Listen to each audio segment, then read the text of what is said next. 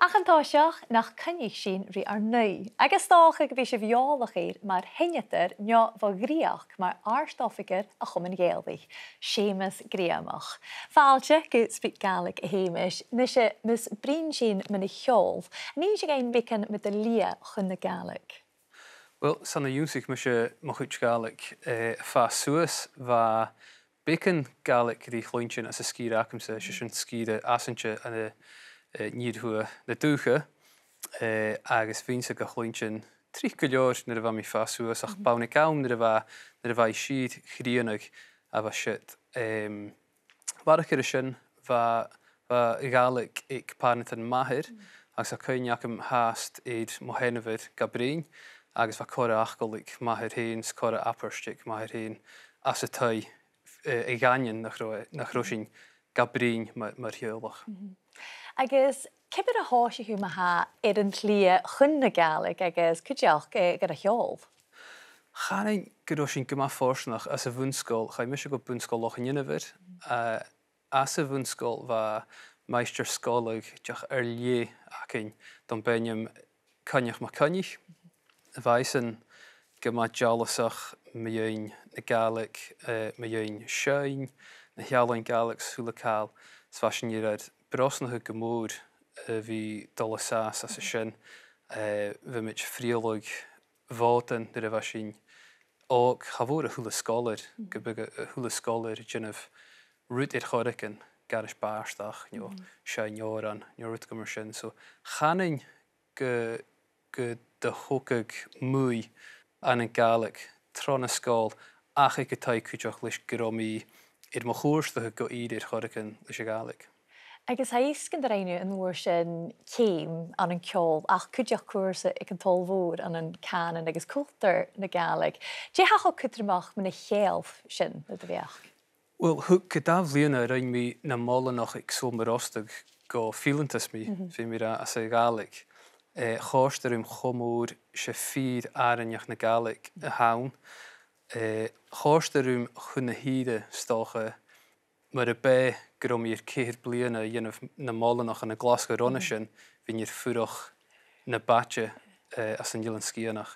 Fa gyda sonritje agos fi'n gafolog yn y hwyd duine. Agus anna chi môr yn ac ein yw mae'r arstoffiger o'ch yn geeldig. Yn un sy'n gael bicyn mynd nwper sy'n? Wel, ha caran anasach mar a hael Greumach mar a fa mi meinigig na berhaia san a hannig mis a tron moden na moike na ma valach a Sheumais moden snisje ha mi fi keir blin a diag a gopid gan a chum geelach tyf eilig noichen mar gebiag a curir doi na moden so han na moden I fi na past moor jam a vehe se rút sonritje has a vod se nu an tachartas a ha taring corsnach na Gaelic conlag chun na híide sin. Agus as an arsinneach dí chamór sa ha I Gaelic mar fáist de bheithe? Hai na past vod jam a vehe si canan na dachi si chanan a bheith sin brin riar cwt cloniig agus cwtioch ha mi forsnach hyf moperach gwel Greumach am gacleachgag tyfystau moper hyn. By mi brin di moch o brigan yn y Gaelic hwyl o lair y ffôn, yw'r ffos jalan, agos y gilach y gri tor I gynnu, y fwr chwts y gynnu tro fi yn y Gaelic.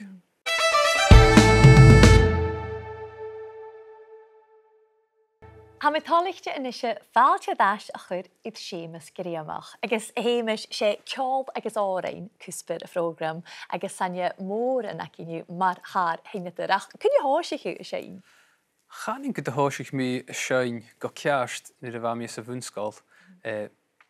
Fa meister sgolig lie acyn as y fwnsgol agos chanin gyda'n tron y notiochig egesyn hósich mi y Shein as y sgol yn y cosirin, sgolig, lwm hyn. Cwtioch fod Victor Healin adol I gytai sag y carityn ma farantyn fe cwmys clwych ywnsir mytyn i'ch fioiniachge agos cwmys Shein i'ch torach ga cwtioch. Mar sy'n hwla jysaharnia i'ch tai mo henafers, mo henar nio i'ch tai ac yn hyn fe ceili i'r horig yn adol, fe Shein i'r horig yn adol. Agus, leis sy'n nhw'n Conna sinnetrin y befo y frosni hiw nyr y faw gyd I Seumas. Chanin gyda na duine a hwg ytio go y tosioch as y fwnsgol, caniach ma cynich agus cwtioch fyg ben brahir mo henner tîn chéli ar y sgol, diolch go syr holach gus I gaelig iwnsach gan y scholar yn sgoniwlyg. Agus cyrru si fa colwch balnor y chomain y chosin an yn 2006. Ma gyririf, fa mi'r dwys na ga y fwynach na dy fa mi fa Seumas na moica smar sinne se tlachga fan na fi y bwynach rwtach yn ide innafach cwtioch. Chrwyche tor chorman go ha mi cyntiach y gol y hain yn y jifferatich yn agos chanig gyfel yn nŵn wyt ffyr mi ein dwys niacsiwl o tradition ta bliana ik BBC Radio Scotland cwtioch chrwyche yn tor chorman go fa mi choffosnach yn go sy'n y fwynach gyda'r mi cwrw gol go ffeis yn y ffig yn teul clar yn y unaf, clar yn y unaf ar sy'n telis radios o local, so ha mi gyma fys hyn gyma fforstanach. Agus betu hi at hynny dy gaelig y gli yn arfysyn, cwtio? Smi. Siet, iang gandach. Agus ha is gandwch cyn a'ch aimbol cwtioch bwyf o'r ors, gyhari mynd amsyn. Ai, fa cena na chwtioch ag mwyd go na molanach, fa cena ac am fat cyhyr bliana y chicas go orain agus dwolachas na norans hwla cael ila. Ysbym I hast y dol hichga sy'n orain, sirig orain fwpa, sirig ffysig I fwypa, agus hai hast na chwtioch ag mwyd go. Agus etter y hwler yta hawn y fel unia aged sy'n cwrsiachat yn ila? Ha, bym I hast y fiach yn I fein go gemich yn balcosio, hast fiach yn I cynnig I carichin cho trig sy sŵrin go, agus chan I rwyd ysgwtr mich eisiau diach a fi cwrsiachat unia lysio tjol, lysio ysgwtr mich. Agus mi ieddig year sy'n orst smwniach ag eid apers gaelig na facol a ha cors I rwt. Ni'n sy'n gein bicyn mynd y hygu agus cyrson?